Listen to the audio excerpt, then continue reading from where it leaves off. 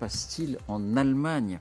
Berlin annonce donc qu'un projet de coup d'État, un projet d'assaut armé sur le Bundestag était en préparation et qu'il a été déjoué. Donc un projet de l'extrême droite nostalgique du Deuxième Reich allemand. Ça nous renvoie assez loin en arrière, avec dans ses rangs notamment un prince qui, dit-on, avait des connexions, ou en tout cas cherchait des connexions avec la Russie. Voilà pourquoi, ça y est, on voit la Russie se dessiner en arrière-fond de cette invraisemblable affaire. Alors attention, on n'est pas dans le folklore. 3000 policiers ont participé à ces arrestations, 130 perquisitions, y compris dans une unité de l'armée allemande. Donc c'est du sérieux. Une unité de force spéciale. Une unité de force spéciale, donc c'est du sérieux, comme on dit. D'ailleurs, l'Allemagne estime que c'est la plus grosse opération antiterroriste menée, je crois, depuis la guerre. Et en Allemagne, il y en a eu des épisodes terroristes depuis cette époque-là. Alors, quelles circonstances exactement? De quoi s'agit-il? Faut-il faire un lien ou pas avec la Russie? D'abord, on met tout à plat sur ce qui s'est passé précisément. Voici les indispensables avec Quentin Berichet. Bonsoir Quentin. Bonsoir David, bonsoir à tous. Quel est ce groupuscule, le groupuscule dont il est question? Reichsbürger, de quoi s'agit-il? Bien, vous l'avez dit, les 25 suspects arrêtés ce matin en Allemagne font partie de ce groupuscule d'extrême droite. Son nom, le Reichsbürger, littéralement les citoyens du Reich. Alors pourquoi ce nom? Parce que ces partisans se disent nostalgiques de l'époque du Reich allemand. Attention, pas le Troisième Reich, mais le Deuxième Reich allemand entre 1871 et la fin de la Première Guerre mondiale, l'époque où l'Empire allemand était grand. C'est une mouvance qui est née dans les années 1980, mais qui se renforce d'année en année en Allemagne. Beaucoup de ces militants ne reconnaissent pas l'Allemagne fédérée, dirigée par les Länder et ses députés au Parlement. Certains sont négationnistes, anti-vax, certains sont même proches de la mouvance américaine QAnon, persuadés que l'ordre mondial est dirigé par une société secrète. Combien de personnes regroupe cette nébuleuse? Environ 20 000 personnes en Allemagne aujourd'hui. Et les personnes arrêtées ce matin étaient considérées comme leurs bras armés. D'ailleurs, parmi elles, on compte des anciens soldats de l'armée allemande, y compris des forces spéciales. D'ailleurs, l'une des perquisitions ce matin s'est déroulée dans une des casernes des forces spéciales de la Bundeswehr.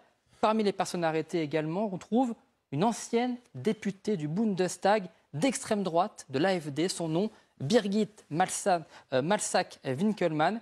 Mais leur tête d'affiche, la voici, Heinrich Reuss, mais appelez-le plutôt le prince Heinrich XIII de Reuss. Cet homme de 71 ans est un descendant royal de la famille Reuss, une ancienne famille princière allemande.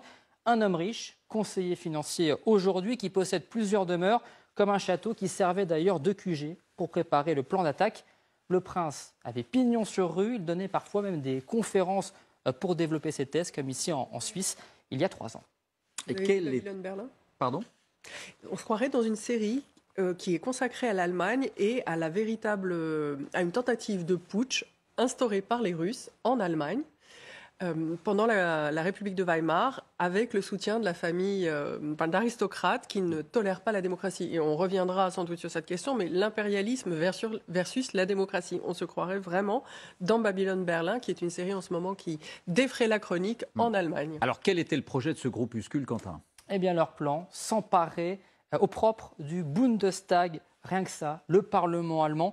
Les assaillants, armés lourdement, prévoyaient de prendre d'assaut le bâtiment, avec les 736 députés à l'intérieur, tous pris en otage. Cela rappelle l'épisode de l'attaque du Capitole, souvenez-vous, en janvier 2020. Cela rappelle aussi les manifestations violentes contre le vaccin en Allemagne, lorsque les manifestants menaçaient de rentrer justement au sein du Bundestag. Pour leur putsch, le groupuscule prévoyait même des ondes électromagnétiques pour couper l'électricité à plusieurs kilomètres à la ronde pour que la population se joigne au mouvement. Bon, ça paraît complètement invraisemblable. Évidemment, on en parlera, mais c'est bel et bien la réalité. Encore une fois, très grosse opération. C'est pris très au sérieux en Allemagne. Alors, quel est le lien possible donc avec la Russie, Quentin? Eh bien, on se pose la question ce soir, David, parce que oui, les autorités allemandes enquêtent sur un possible lien. Alors attention, ce n'est qu'une hypothèse, mais le premier indice, eh bien, c'est la compagne de ce Heinrich Reuss, une certaine Vitalia. C'est une citoyenne russe qui vit en Allemagne. Avec elle et son réseau, le prince serait rentré en contact avec plusieurs représentants de la Russie, notamment pour un soutien financier.